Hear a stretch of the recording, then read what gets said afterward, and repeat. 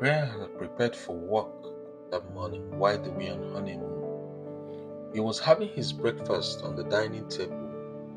Julie, his wife, had rushed to the mirror in the bedroom to give finishing touches to her makeup. She was in a haste to meet up with the schedule. She dropped her phone on the dining table beside her husband. A text beeped in her phone.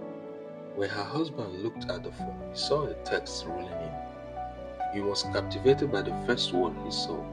He decided to read the text, and it read, "Sweetheart, thank you for your love the other night. You were sweet as always. I hope he treats you like I do.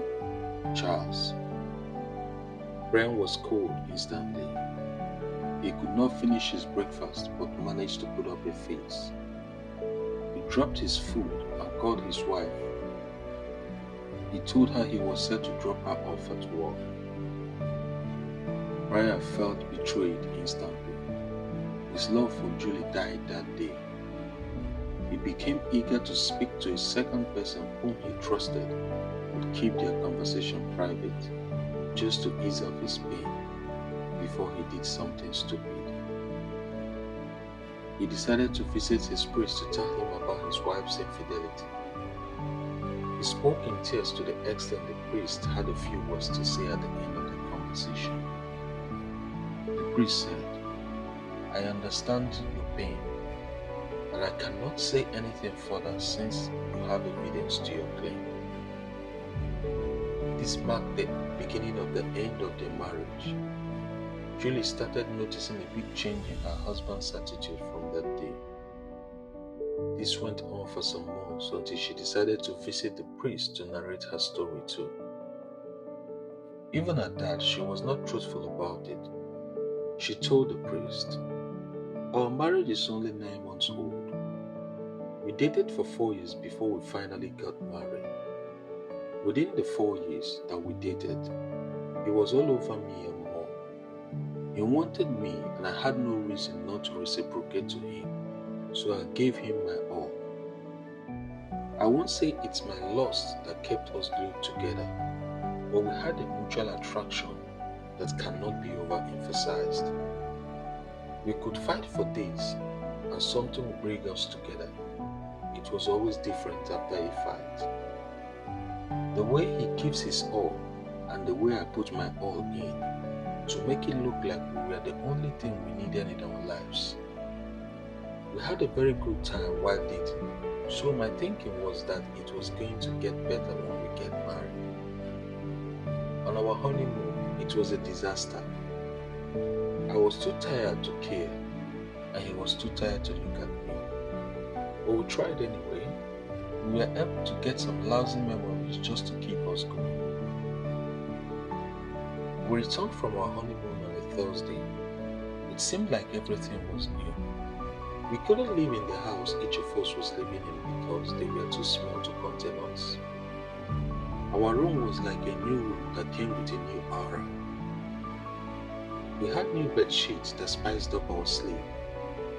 We slept with the music on just to mask up the noise that both of us produced during spousal action. Everything was stacked in our favor and everything around us screamed bliss. We can't wait to start enjoying our marriage. But my husband will go to another room and lay flat on the bed and begin to snore away. Nothing I did got his attention. I'm a woman with loud hormones. They never keep quiet, so I want to cuddle often, especially now that we are married and have no reason to be careful. I will go to him and tap him, "Brian, make space for me to lay. The way you've been treating me these days, I don't see tops at all. What happened to you? Have you been stalked by a bee? You don't even notice me when I am around you. What's happening to you?" He will talk through his sleep and say a lot of things that don't make sense. The bottom line of his explanation had always been, "I am tired, let me sleep for a while. Wake me up at dawn." I will wake him up at dawn and he will postpone his rising to early morning. Immediately after his alarm goes off, he will rush to the bathroom as if someone is after him. So I told myself maybe he has had enough of me, so let me stop worrying him. When he wants me, he will chase for my attention. Priest, we went for 4 weeks and this man did nothing to show that he was living with his wife. I had said I won't mind him, would be all over him, trying to cuddle my husband, struggling to get his attention, but he wouldn't mind me. He would sleep through all the rubs while I lay there angry. I have this friend I talk to about everything. She got married 4 years ago before I did, so she has more experience in marriage than I do. I called her one night and told her everything about it. Jane, can you imagine what Brian is doing to me? I don't know what has come over him. He doesn't notice me. I do my best to get his attention.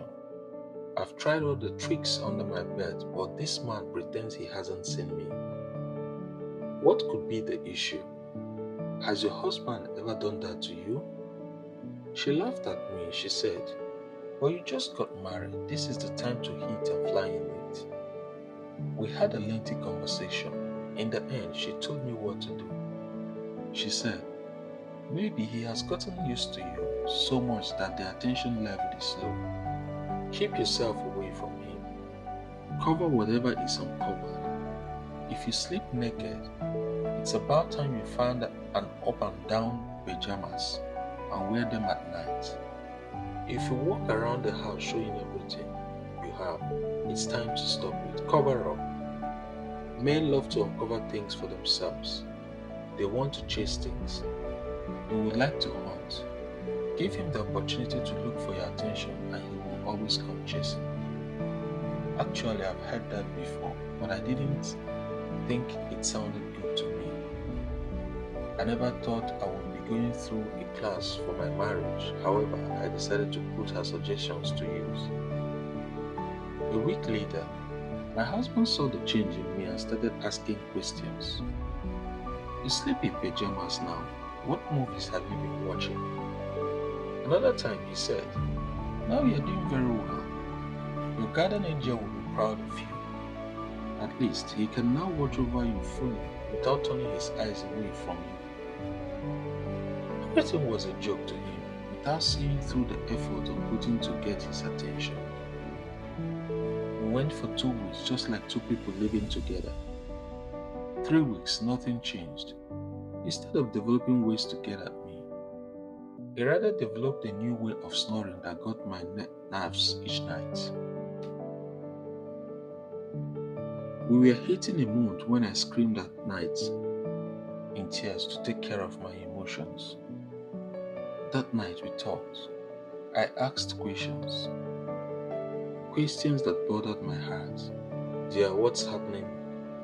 You don't touch me anymore. We are married. We have a natural mandate to procreate and this is the only way we can. So why are you not treating me like you used to? He said nothing is wrong. I'm just tired these days, but it doesn't matter. So that day we reached an agreement that will make a consensus effort to revive our marriage. 3 weeks later, we had nothing to show for resolution. I went to another friend of mine who had also been married for years. She is also a childhood friend who tells me everything concerning her marriage and even uses her instances to advise me. After telling me everything, she also went on and on, telling me the same thing that my other friend had told me. Cover up, give him space. When he will crave for you and come closer, pretend you're not in the mood to be romantic. Let him fight for your attention, let him work for it. Men desire what they work for. They love to chase after what they can't get. If you succeed in making him chase you, he will come at you all the time. I said it doesn't work. I've tried it before and it fell flat on my face. Or my husband isn't a man. I decided to bottle up just to rope him in. 1 week, 2 weeks, 4 weeks, 6 weeks, 8 weeks later, nothing.